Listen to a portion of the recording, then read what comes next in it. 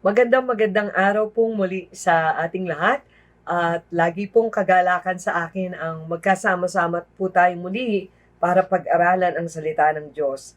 At ngayon po ay pag-aaralan natin about the newness of mind, yung pagbabago po ng kaisipan na mababasa po natin dito sa Book of Luke, chapter 5, verses 36 to 38. Babasahin ko po ito sa NIV. In verse 36, he told them this parable. No one tears a piece out of a new garment to patch an old one. Otherwise, they will have torn the new garment, and the patch from the new will not match the old. And no one pours new wine into old wineskins. Otherwise, the new wine will burst the skins. The wine will run out, and the wineskins will be ruined. No new wine must be poured into new wineskins. May God be blessed in the reading of His word, and let us pray. Father, we ask for your divine intervention to be upon us. May your word alone be spoken in our midst. And Lord, in all these, your will and your plan and your purpose be done in the lives of your people. And this we pray in the mighty name of Jesus. Amen. Amen. Kinuwento po ng Panginoon ang parable na ito nung ang mga Pharisees po ay nakita siya at ang kanyang mga alagad na nasa bahay po ni Levi o kilalang si Matthew na kasama po ang ibang mga tax collectors na kung saan ay marami rin po silang kasama pang iba na mga tax collectors na talagang branded na mga makasalanan sa lipunan noong panahon nila dahil ito po yung mga tao na talagang nagpapataw ng mas mataas na buwis kaysa dun sa nararapat. At ang mga tao po ay nahihirapan sa ganitong sistemang ginagawa nila. Pero wala po silang magawa, kundi ang gawin yung pong sinisingil ng mga collectors na ito. At makikita pa rin natin, mababasa dun sa mga nauna pong mga verses, ay tinanong din nila ang Panginoon regarding prayer and fasting, na kung saan ito ay ginagawa ng mga alagad ni John the Baptist. Pero yung mga alagad daw ng Panginoon, panay ang kain at panay ang inom. Na para bang sinasabi ng mga Pariseo nito na hindi sila seryoso dun po sa pagkakaroon ng kabanalan kasi puro happy-happy lang naman ang alam nila eh. Kaya po nagkwento ang Panginoon ng isang parable na ito na alam na rin naman po nila.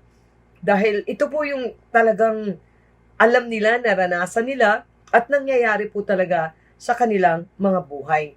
At dito po sa verse 36, di po ba, nabasa natin, yung new garment ay hindi po pwede na ilagay sa lumang garment. Kasi po, hindi daw magmamatch yung luma sa bago. Kasi pag itinahi po yung bago doon sa luma na damit, ano may butas, lalagyan ng bago na itatagpi dun sa sira, ang mangyayari pag nabasa itong bago na patch at ito po ay natuyo, ito daw po ay nagsishrink, na talagang lumiliit. Ngayon, ang mangyayari ngayon, itong damit na luma ay lalo pang masisira kasi lumiliit tas tinahina. So, mas masisira. At sinasabing hindi ito pwede na mangyari. At ganoon din naman po dun sa verse 37 na nabasa natin, yung new wine ay hindi pwedeng ilagay sa doon sa old wineskin. Na kung saan, yung po kasing bagong wine, as it ages, ay nag-e-expand po ito eh. Kaya pag inilagay doon sa old wineskin, na kung saan yung pong old wineskin ay very rigid na, matigas na kapag inilagay itong new wine, ang mangyayari, nag-e-expand yung wine habang tumatagal, hindi na kayang mag-expand nitong old wineskin. So, ang mangyayari daw po, sasabog lang. So, sayang yung wine kapag ginawa yun. Kaya po, dito makikita natin na kung saan yung katulad ng old garment and old wineskin ay inihalin tulad ang mga Pariseo at yung pong mga teachers of the law na kung saan very firm na doon sa kanilang mga paniniwala na kung saan hindi nila matanggap si Jesus na nagbibigay ng kaliwanagan doon sa mga nangyayari ayon sa kalooban ng Diyos na hindi kasi akma doon sa kanilang tradisyon o mga batas na kanilang sinusunod. Doon na po sila nanatili sa kanilang kinagisnan. Kaya hindi nila makita yung bagong covenant ng Lord about salvation, the very reason that He came as a Messiah. So, not about the law, but about grace from Almighty God. Ang nais pong ipakita dito ng ating Panginoong Hesus. Pero po yung mga Pharisees, ipakikita nilang righteous kasi sila dahil doon sa mga outward na mga ginagawa nila. At kung minsan po, ituturo yung iba na makasalanan para lang mapagtakpan ng mga bagay-bagay na kanilang kakulangan. Kaya po mababasa din natin po na lagi nilang kino-question, di ba, ang Panginoon sa kanyang mga ginagawa, na ang gusto lang naman po ng Lord ay maitama yung mga maling practices nila, yung mga maling pagkaunawa nila sa batas na kanilang kabisado na. Kaya po, di ba, may sermon doon sa Mount na kung saan meron ding mga ginagawang himala ang Panginoon upang ipakita na malapit na yung kingdom of God sa kanila ng panahong yun. Katulad po ng parable, ipinakikita po dito ang pagkakaiba ng bago sa luma na hindi maaaring pag-isahin o pagsamahin. Kumbaga, yung dati nilang alam ng mga batas na naisulat ni Moises na dinagdagan na ng mga tradisyon at different rules nila ay naging kabulagan para sa kanila kasi ayaw nilang bitiwan yung mga bagay na ito. Yung sa sobrang kabulagan po nila ay hindi na nila nakita na yung mismong isinulat doon sa kanilang alam na batas ay nasa harapan na mismo sa katauhan ng ating Panginoong Hesukristo. Kaya po, balikan po natin yung mga karanasan natin nung tayo po ay tumanggap sa ating Panginoon bilang tagapagligtas at Panginoon ng ating buhay. 'Di ba? Yung pong tunay na pagtanggap natin na hindi naman po nangyari hangga't hindi po nabago ang ating mga kaisipan at pananaw. Dati ang alam po natin, 'di ba? Dapat tayong gumawa ng mabubuti. Dapat tayong maging mabait para maligtas. Pero taliwas pala dun sa tinuturo ng Biblia na nakasulat sa Ephesians 2:8 and 9. Na sabi po dito, sapagkat dahil sa kagandahang loob ng Diyos, kaya kayo ay naligtas sa pamamagitan ng pananampalataya. At ito'y kaloob ng Diyos at hindi mula sa inyong sarili. Hindi ito bunga ng inyong mga gawa, kaya't walang maipagmamalaki ang sinuman. Di ba tahasang sinasabi ng Panginoon dito na tayo naligtas dahil dun sa gift na faith ng Diyos sa atin. Dahil dun sa grasya niya. At ito po hindi dahil sa sarili nating gawa. Noon, di ba, sinasabi na natin, to see is to believe. Pero iba rin ang sinasabi ng Bible na kinakailangan muna nating maniwala bago natin makita. At yan po ay nakasulat sa Hebrews 11:1.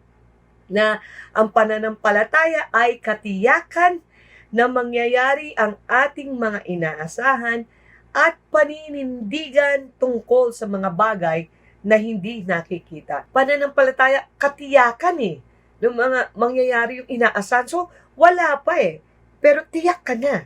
Kahit wala pa, merong katiyakan sa ating puso na magaganap at naninindigan tayo dun sa mga bagay na hindi pa nakikita.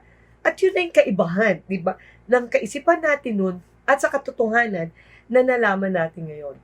Pero alam niyo po ba na magpahanggang ngayon, may mga kaisipan pa rin po tayong dapat mabago para po matanggap natin yung turo at aral ng Panginoon. Para sa anong dahilan?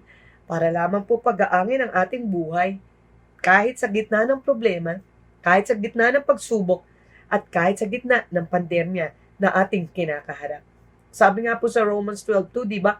Be transformed by the renewing of your mind.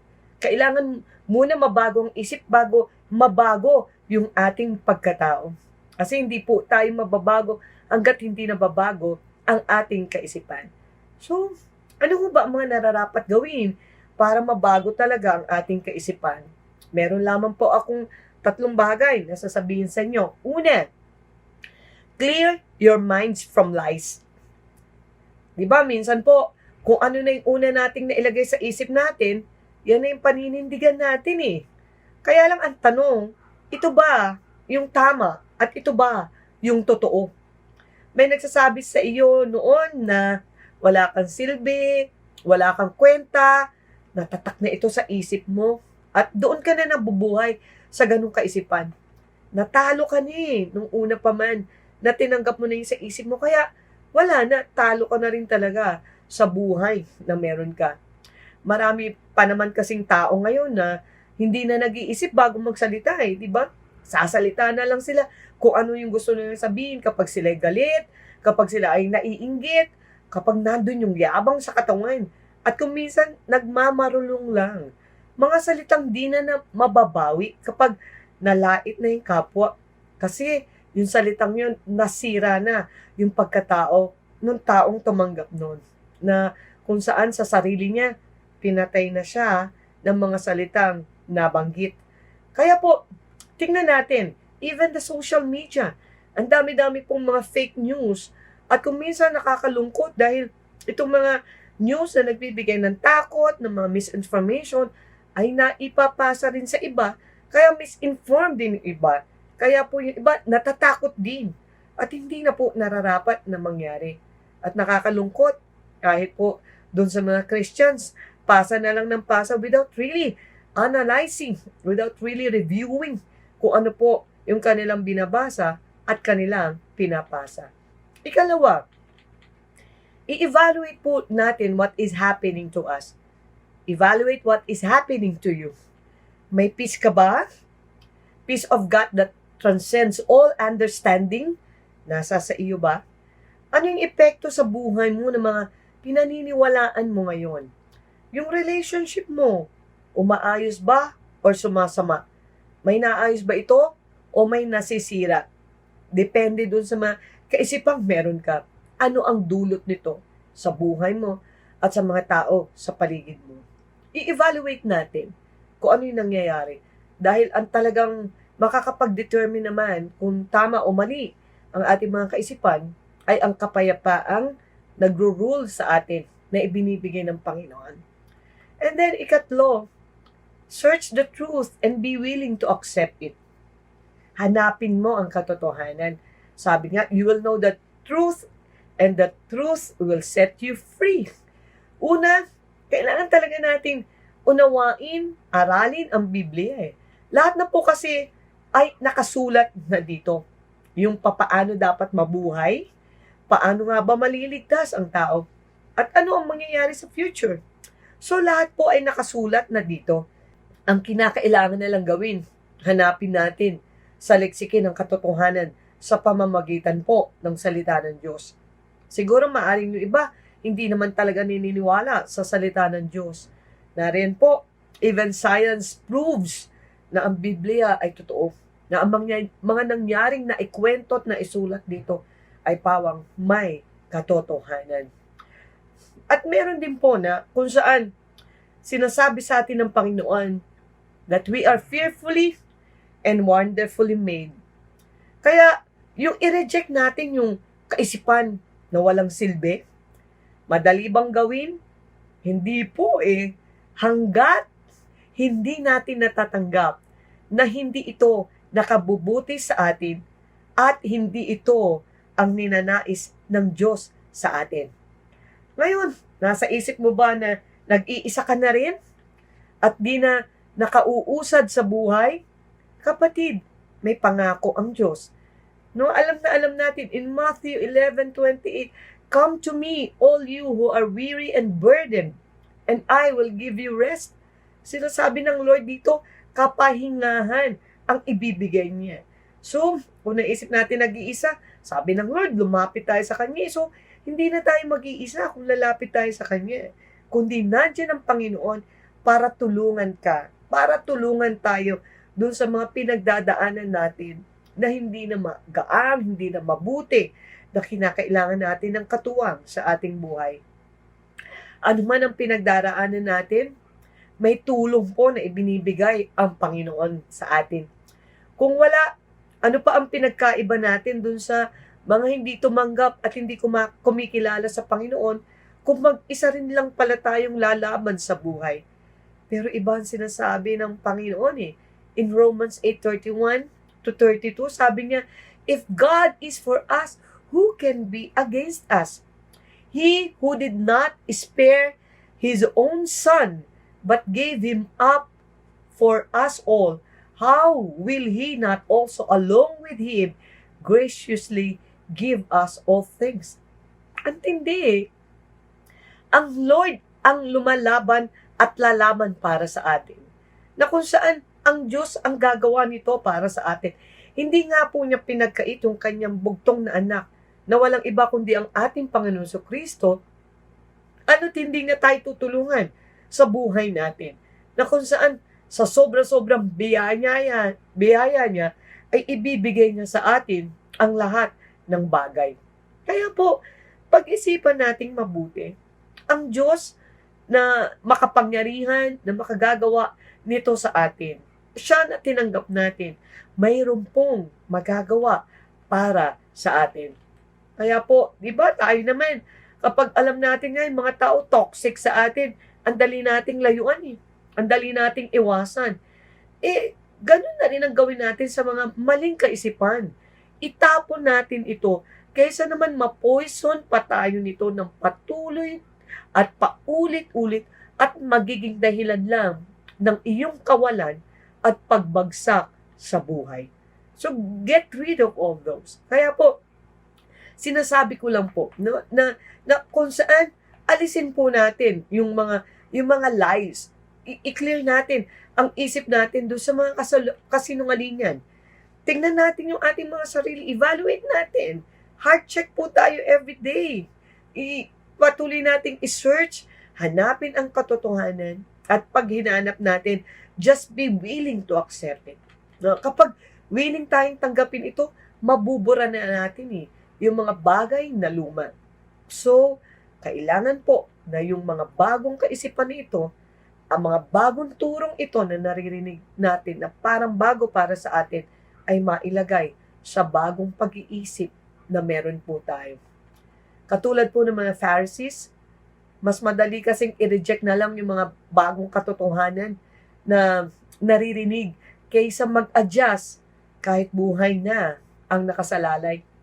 Mas komportable na kasi dun sa mga luma, kaya ayaw na harapin kung ano yung bago. Mas gusto na manatili dun sa mga nakasanayan kahit ito ay mali. Sometimes, nag-rationalize pa yung tao na sasabihin nila, baliwala naman yan Hindi naman ako affected niyan Kasi, sa totoo lang, sinasabi ng Panginoon na we only live once dito sa mundo. At ang gusto ng Panginoon, yung buhay na yan, ay mabuhay natin to its fullness na dahilan bakit po siya naparito.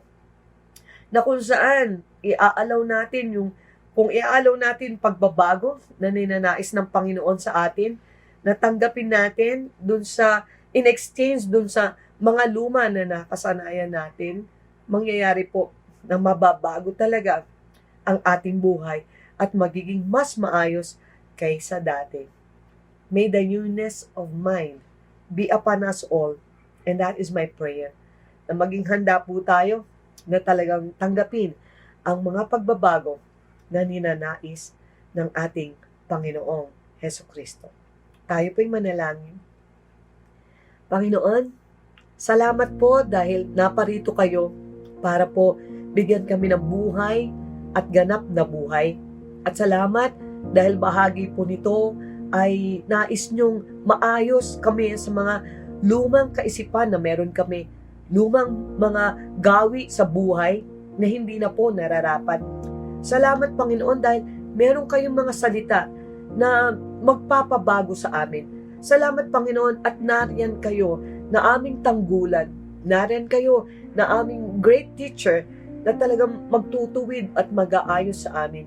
Panginoon, ang dalangin po lamang namin ay makarinig kami mula sa inyo na hindi po maging matigas ang aming puso, na alisin niyo po yung katigasan ng aming kaisipan para po yung mga pagbabago na ninanais niyo ay matanggap po namin ng buong buo. Salamat, Panginoon, dahil kasama namin kayo. Salamat, Panginoon, dahil kahit minsan hindi niyo kami iniiwan, hindi niyo kami pinababayaan. Salamat, Panginoon, na pwede naming ibigay sa inyo ang lahat ng mga alalahanin namin dahil minamahal niyo kami. Dahil, Lord, you care for us. Lord, thank you so much that naparito kayo na ibinigay ang inyong buhay para magkaroon kami ng buhay na sapat, buhay na kasiyasiya na nagmumula lamang sa inyo. Kaya po, Lord, sa panahong ito, sa pagkakataong ito, kung meron man sa amin na nabibigatan sa buhay, kung meron man sa aming may pasanin, Panginoon, nariyan kayo na magbibigay ng pagbabago para sa bawat isa. Yung mga may sakit karamdaman, Panginoon, kayo ang aming dakilang manggagamot. Sa mga tao na kinakapos, na walang kabuhayan, Lord, na halos wala na, Panginoon, na panusto sa buhay, Panginoon, nandyan kayo na higit na nagpapahalaga sa amin kaysa sa mga maya, kaysa sa mga ibon, higit niyong pinahalagahan ang inyong mga anak. At Lord, sa lahat ng ito, salamat. Dahil kasama namin kayo, and if you be for us, no one will be ever against us. Father, I speak your peace upon your people. I speak, Lord, your mighty hand will always be upon each and every one of us. At salamat po, dahil may Diyos kaming napakabuti, meron kaming Diyos na dakila, meron kaming Diyos na nagmamahal sa amin ng gayon na lamang. At maraming salamat po. Marapat lamang na laging ibigay sa inyo aming walang hanggang papuri, pagsamba, pagluwalhati. At ito po ang aming nagkakaisang dalangin sa pangalan ng aming Panginoong Hesus. Amen. Amen at amen. At muli po, magandang umaga sa ating lahat at tandaan natin ang ninanais ng Panginoon, bagong kaisipan para sa mga bagong bagay na ninanais na sa ating buhay para magkaroon po tayo ng tunay na kagalakan at kapayapaang nagmumula sa Kanya. Muli po, enjoy natin the rest of the day, the rest of the week, and the rest of our lives. Enjoy natin because the Lord cares for us and is with us. Muli po, salamat! God bless us all and see you all again next week. God bless! Bye!